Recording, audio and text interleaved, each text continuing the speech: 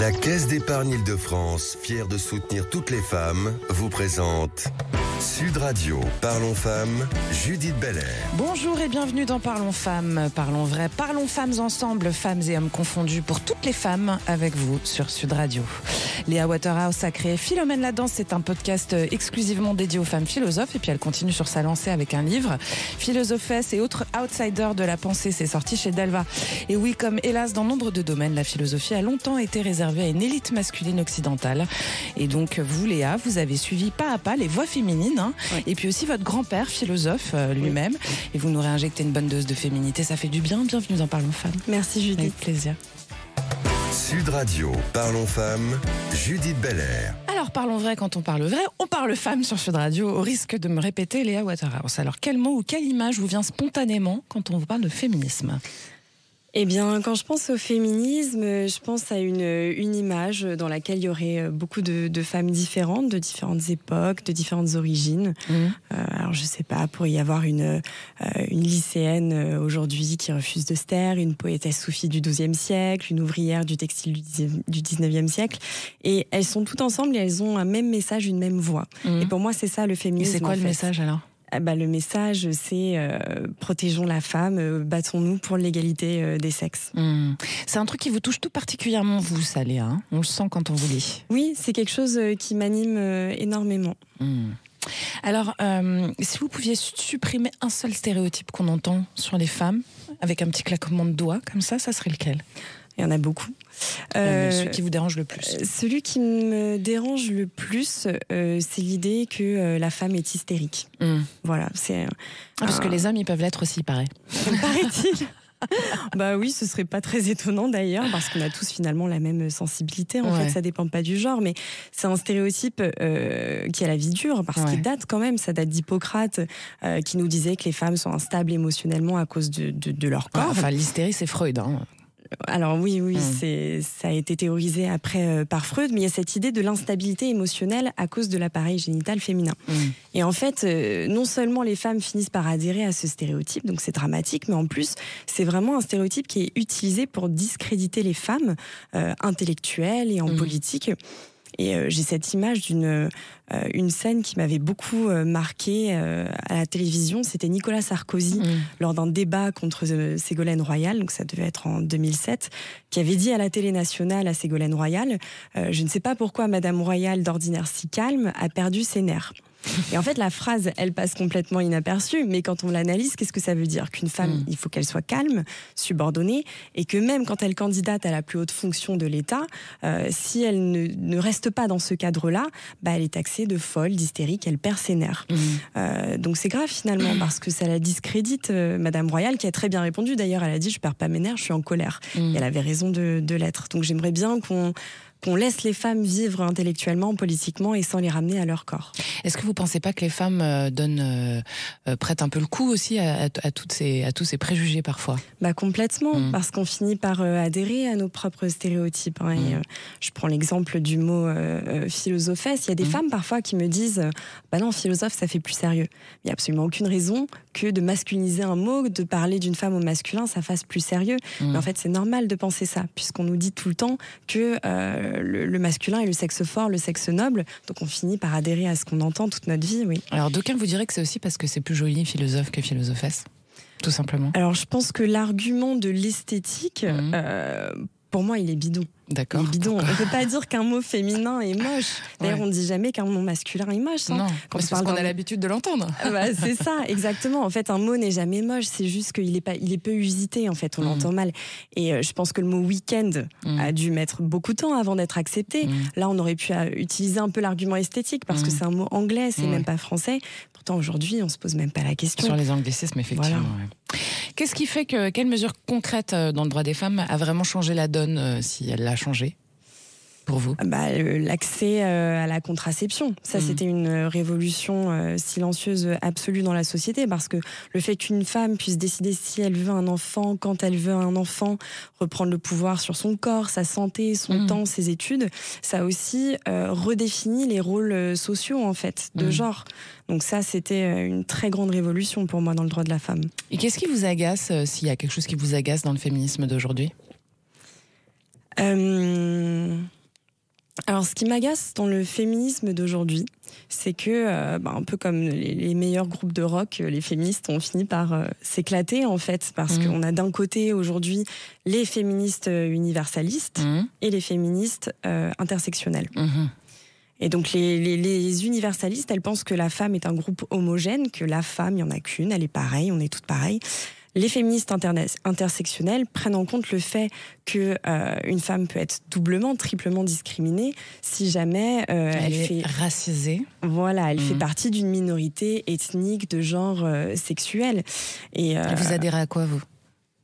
Alors moi, complètement féministe intersectionnelle, je pense que ça s'entend si je soulève le problème, mais je pense vraiment que les féministes universalistes... Mais par exemple, dans le féminisme intersectionnel, il y a des endroits où, par exemple, on dit qu'entre noirs c'est mieux, ou entre femmes c'est mieux, donc on exclut d'office les autres. Est-ce que vous ne pensez pas que c'est un peu contraire à... Alors, oui, je ne le vois pas comme étant quelque chose d'excluant. Je pense au contraire qu'il faut soulever cette problématique supplémentaire pour elles, au risque sinon de créer d'autres divisions.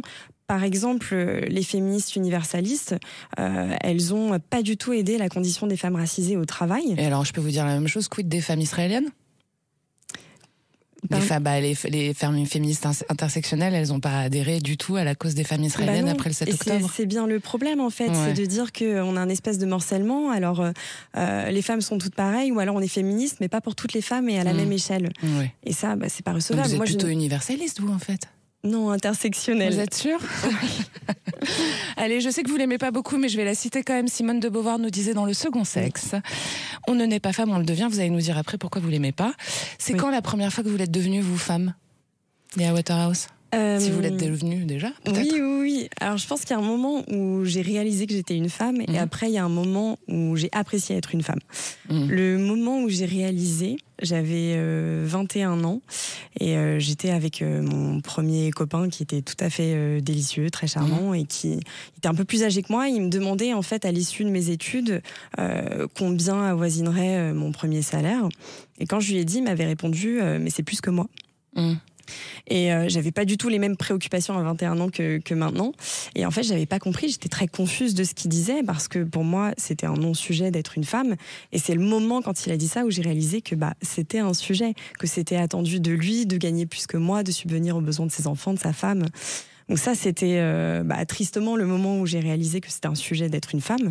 Après, je pense que j'ai vraiment apprécié autour de 29 ans, quand j'ai commencé à prendre conscience de ce que c'est les féminités. Je dis pas la féminité patriarcale de la bimbo bien lisse, mais les féminités à différents âges, différentes expressions. Et maintenant, je me sens vraiment libre d'explorer tout ça. Est-ce qu'on peut être féministe et féminine ?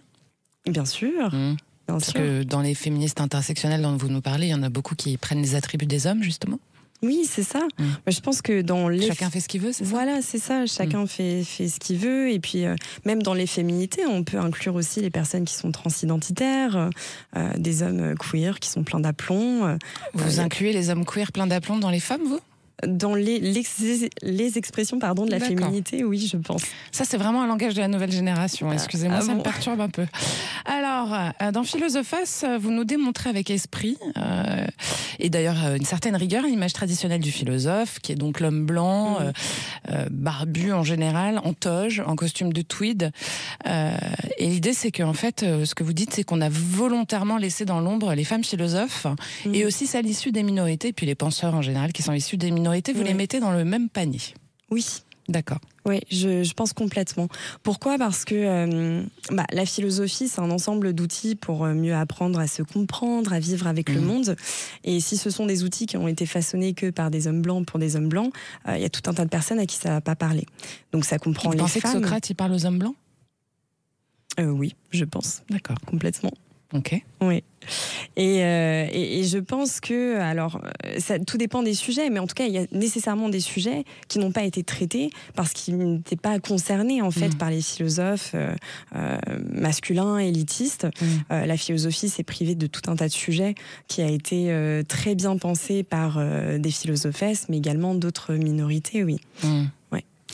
Et alors, vous retracez quand même cette histoire de l'invisibilisation des femmes dans la philo depuis l'Antiquité jusqu'à aujourd'hui. D'ailleurs, de nombreuses femmes ont eu une pensée originale, qui ont été effacées. Alors, il y a un exemple troublant, ça je le savais pas, que Descartes n'aurait pas inventé, je pense donc je suis, puisque ça devrait être normalement Teresa de Avila. Je suis allée chercher du coup, qui est née en 1515, qui est morte en 1582, qui a écrit un truc en particulier qui s'appelle le Château intérieur, et elle disait: je vois que je pense et donc je ne puis douter que je sois. Et ben ça a précédé Descartes de plusieurs décennies. Alors il n'y a rien qui prouve qu'il l'ait lu, mais bon. Alors, on est quasi sûr quand même que Thérèse d'Avila, c'était une rockstar à son époque et qu'elle était tout à fait étudiée chez les jésuites où Descartes a étudié, et qui a été tenue en très haute estime par les professeurs de Descartes aussi. Déjà, à l'époque, ça avait fait tilt le fait que ce soit des méditations métaphysiques, parce que méditation, c'est un terme qui est plutôt religieux. Et ce qui est normal, parce que Thérèse d'Avila, elle était mystique, elle était religieuse. Donc, elle donne un petit peu les étapes, en fait, qu'il faut suivre pour avoir cette méditation religieuse intérieure, pour prendre conscience de sa propre conscience. Et c'est exactement ce qu'a fait Descartes. Ce qui paraît complètement fou, c'est de se dire qu'on est passé à côté de cette information. Mais le problème, c'est que ça fait des siècles que plein de personnes, d'intellectuels, ont essayé de chercher quels grands hommes avaient influencé Descartes pour cet ouvrage. Et ils se sont pas doutés une seule seconde que c'est une grande femme. Derrière chaque grand homme, il y a une grande femme, en fait. Voilà. Et inversement, en fait, derrière chaque grande femme, il y a un grand homme. Allez, sur Sud Radio, on parle femmes parce qu'on parle vrai. On est avec Léa Waterhouse, qui est créatrice du podcast Philomène la danse et auteure de Philosophesse et autres outsiders de la pensée. C'est sorti chez Dalva. Vous restez avec nous. À tout de suite. La Caisse d'épargne Île-de-France, fière de soutenir toutes les femmes, vous présente Sud Radio. Parlons femmes, Judith Belair.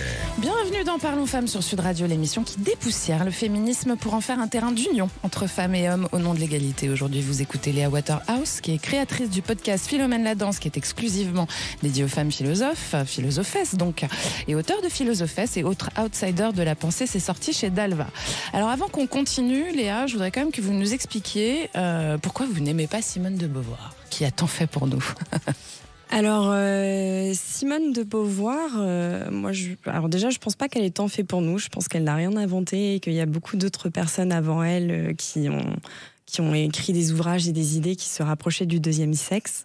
Par exemple, l'assujettissement des femmes. De John Stuart Miller. Donc c'est un homme en plus qui l'a écrit. Ça se rapproche énormément du deuxième sexe. Et ça a été écrit au 19e siècle.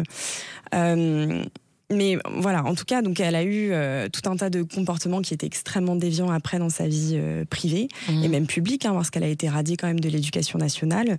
Pour quelle raison ? Pour des affaires de pédocriminalité. Avec ses élèves, et qui avait carrément avec Sartre un réseau où en fait elle choisissait parmi les lycéennes qu'elle... Ça a été prouvé tout ça ? Oui, complètement. Bah oui, puisqu'elle a été radiée de l'éducation nationale et elle a d'ailleurs terminé sa carrière à Radio Vichy, la radio du régime de Pétain. Donc c'est vrai que pour moi, j'ai du mal à l'assimiler à une figure féministe. Déjà, si elle accepte de travailler avec le régime de Vichy, à la radio de Pétain, et qu'en plus de ça, on n'est quand même pas pédocriminel ou... Voilà, quand on est féministe, généralement. D'accord.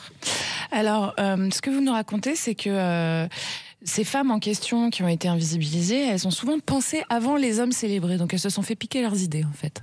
Oui, il y en a eu. En fait, quand j'ai écrit le livre, alors déjà, ça a été très difficile de trouver des sources. C'est ça qui était un petit peu le constat triste. Comment vous avez fait ? Alors, je l'ai fait de plein de façons différentes. Sur Internet, on trouve quasiment rien. On peut tout trouver, sauf les philosophesses, avoir des ressources dessus. Donc, j'ai contacté des universités, des musées, des bibliothèques. Un vrai travail de recherche, quoi. Il y a eu un gros travail de recherche et j'aurais aimé avoir 10 personnes dans l'équipe. Je pense qu'on aurait découvert encore plus de choses. Mais en tout cas, il y a eu un travail déjà de sources, de ressources, et après, il y a eu un travail pour débunker, en fait, les informations, c'est-à-dire débunker, mettre en évidence que certaines informations que nous avons ne sont pas vraies, ou elles sont attribuées à des hommes, alors que c'était des femmes qui les avaient dites avant. Ouais. Et alors, ce que vous nous dites aussi, c'est que exclure les femmes, c'est appauvrir la pensée collective. Oui. D'accord. Mais alors, est-ce que vous avez justement un exemple concret de ça ? Oui, plein. Allez-y. Plein. Ouais. Alors, justement, dans la philosophie, il n'y a pas un sujet qui n'a pas été traité en philosophie, quasiment, quand on cherche. Par contre, c'est la manière dont on traite les sujets. Je pense à la maternité, par exemple. Ça, c'est évidemment que ça concerne aussi les hommes, la parentalité, l'expérience de la maternité. Mais en tout cas, je pense que vraiment la transformation métaphysique que les femmes vivent pendant l'expérience de la grossesse, ça, il n'y a qu'une femme qui peut en parler. Voilà, donc je ne suis pas en train de dire qu'un homme qui ne l'a pas vécu ne peut pas en parler. Hannah Arendt a parlé de maternité alors qu'elle n'a pas eu d'enfant. Mais je pense qu'on est obligé de tenir compte aussi de la diversité de l'expérience. Et alors, pour en revenir sur l'intersectionnalité, il y a un autre truc, c'est qu'on dit souvent que quand on est noir, on ne peut pas parler de la douleur noire. Quand on est juif, on ne peut pas parler d'autre chose que de la douleur juive, etc. Alors, c'est etc. ne pas parler à la place de. Ouais. C'est-à-dire que... moi, je me sens évidemment concernée par le racisme, même si je ne suis pas noire. Mais ça implique quoi ? Ça implique de porter une voix et de ne pas parler à la place d'une personne noire de ce qu'elle peut ressentir. C'est ça, en fait, l'intersectionnalité, oui. D'accord, mais se mettre à sa place, c'est aussi avoir de l'empathie, non ? Qu'est-ce que vous en pensez ? Oui, bien sûr. Mais on peut tout à fait avoir de l'empathie pour quelqu'un sans parler pour la personne. Et c'est d'ailleurs tout le problème du sexisme, c'est que les hommes vont couper le mansplaining, on coupe la parole aux femmes parce qu'on sait mieux qu'elles. Alors, je ne sais plus quelle autrice française avait dit ça, qu'elle était en soirée, enfin je sais plus où, avec des amis, et puis que quelqu'un est venu la voir, ils ont discuté, cet homme lui a dit « tu devrais lire tel livre ». En fait, c'était le livre qu'elle-même avait écrit. C'est drôle. C'est drôle. C'est drôle. Et alors, ce que vous dites aussi, c'est que, alors évidemment, quand on est femme et en plus noire, on est d'autant plus mise de côté, et puis que les minorités aussi sont mises de côté par la philosophie. Donc, alors vous nous donnez Angela Davis comme exemple. Bien sûr. Mais Angela Davis, elle est peut-être pas reconnue en tant que philosophe, mais elle est ultra respectée et reconnue dans le monde entier en tant qu'activiste. Elle était philosophesse, elle a fait des études de philosophie, elle était professeure de philosophie. Elle est, en tout cas, dans ma discipline, elle est considérée comme telle, oui. Ouais, parce que on la reconnaît plus comme une activiste du droit des femmes et du droit des Noirs, en fait, aux États-Unis, des droits civiques. Oui, alors après, elle a écrit des livres profondément philosophiques sur la théorie de justice sociale, du système carcéral, la morale. Elle a donné des outils qui sont très précieux. D'accord. Moi, j'aurais dit que ça s'apparentait plus à de la sociologie, mais j'entends cela aussi. Et alors, sur le fait que la pensée ne se limite pas à l'université ou aux figures dominantes, ça, c'est une évidence. Vous pensez que c'est encore trop réservé, c'est ça ? En général, la pensée, elle est réservée aux figures dominantes ou aux universités, etc. Complètement, oui. Encore aujourd'hui. Vous pensez pas qu'aujourd'hui, c'est démocratisé un petit peu tout ça quand même ? Alors, ça se démocratise, mais pas suffisamment. Je veux dire, il faut arriver en terminale déjà pour entendre parler de philosophie, ce qui est dommage parce qu'on prive quand même beaucoup de jeunes qui n'arrivent pas jusqu'en terminale de cette discipline qui est précieuse. Et puis même après, quand on regarde les cursus scolaires, il a fallu attendre quand même Jean-Michel Blanquer pour avoir une femme au programme du bac de philosophie, une qui fait l'exception, quoi. Et puis même nous, je veux dire, dans la vie quotidienne, si on veut citer des philosophesses, c'est quand même difficile. Et c'est aussi pour ça que du coup vous avez envie d'écrire pour ouvrir la voie et donner des infos, quoi. C'est pour ça, et puis j'écrivais aussi pour raconter l'histoire de ce mot. Qui est quand même, alors c'est un mot qui fait sourire parce que ça rime avec fesse dedans, de toute évidence, mais on a l'impression que c'est un néologisme alors que ça l'est pas du tout. En fait, il date de l'époque médiévale et il a existé pendant des centaines d'années, puis en fait il a disparu progressivement parce que les femmes n'avaient pas le droit de philosopher, donc pourquoi nommer quelque chose qui n'existe pas? Et puis au XVIIe siècle, il y a eu des décisions institutionnelles de ne plus féminiser les noms de métiers, donc on a masculinisé la langue française. Il y a quelques métiers qui ont survécu, coiffeuse, crémière, parce que c'est des métiers de femmes, et puis tous les autres métiers qui étaient plus institutionnels, intellectuels, ont entièrement disparu. Donc en fait, remettre ce mot au goût du jour, c'est pas dire, c'est se positionner activement pour l'égalité des sexes, en fait, finalement, parce qu'il n'y a aucune raison de parler, comme on disait, d'une femme au masculin. Les femmes finissent même par l'intérioriser, alors que non, en fait, on féminise les métiers, c'est pas sélectif. On dit pas une femme maître, on dit une maîtresse, donc on dit une philosophesse. Et alors, ce qui est intéressant aussi, c'est que vous explorez des archives pour, par exemple, votre podcast Philomène la danse. Vous explorez des archives un peu partout philosophiques. Donc, il y a de l'Europe, il y a de l'Asie, il y a de l'Amérique du Nord, il y a de l'Afrique. Vous recherchez de la documentation sur ces grandes penseuses historiques et vous en trouvez, en fait, quand même. Oui, on finit par en trouver, mais force de choses. On trouve par exemple des échanges de courriers. Il y en a eu entre Descartes et la princesse Palpatine, c'est des échanges de courriers assez connus. Il y avait aussi donc dans les salons en fait de oratoires en Angleterre au XVIIIe siècle. Parfois, il y avait un petit peu des ordres du jour qu'on peut retrouver, donc de femmes qui ont philosophé ensemble.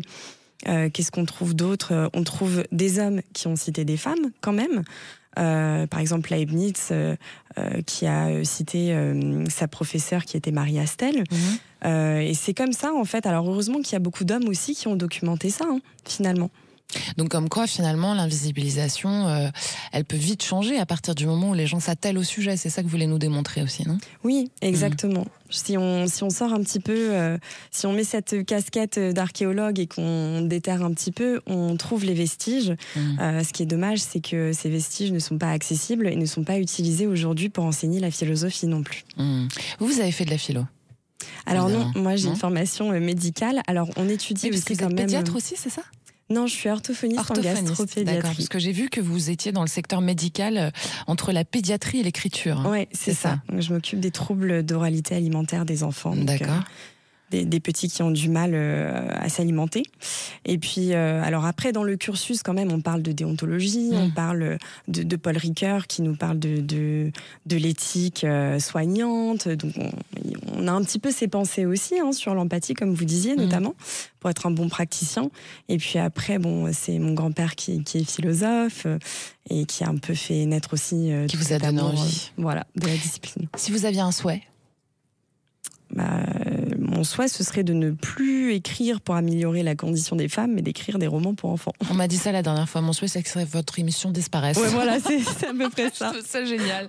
Merci beaucoup, Léa Waterhouse. Merci, Judith, de m'avoir reçue. Merci. Si vous avez un petit mot de la fin, un petit message à passer aux auditrices, aux auditeurs, on vous écoute. Oui, je vais passer un message philosophique du coup.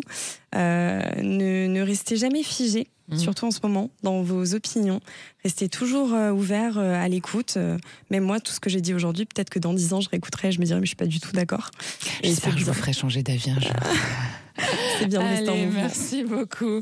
Merci Léa Waterhouse. Je vous recommande, chères auditrices, chers auditeurs, le livre de Léa, Philosophesse et autres outsiders de la pensée. C'est sorti chez Dalva. C'est très intéressant parce qu'on découvre qu'en fait, il y a plein de femmes philosophes d'importance qu'on ne connaît pas. Puis il y a aussi votre podcast, Léa, Philomène, la danse. Merci à Daisy qui réalise pour vous aujourd'hui. Nous, on a un rendez-vous dès demain à 19h pour cet excellent. Et puis dès samedi prochain pour un nouveau Parlons Femmes à 13h30. Je vous embrasse. Bye bye. Merci. Sud Radio, Parlons Femmes, Judith Belair. Avec la Caisse d'épargne Île-de-France, fière de soutenir toutes les femmes.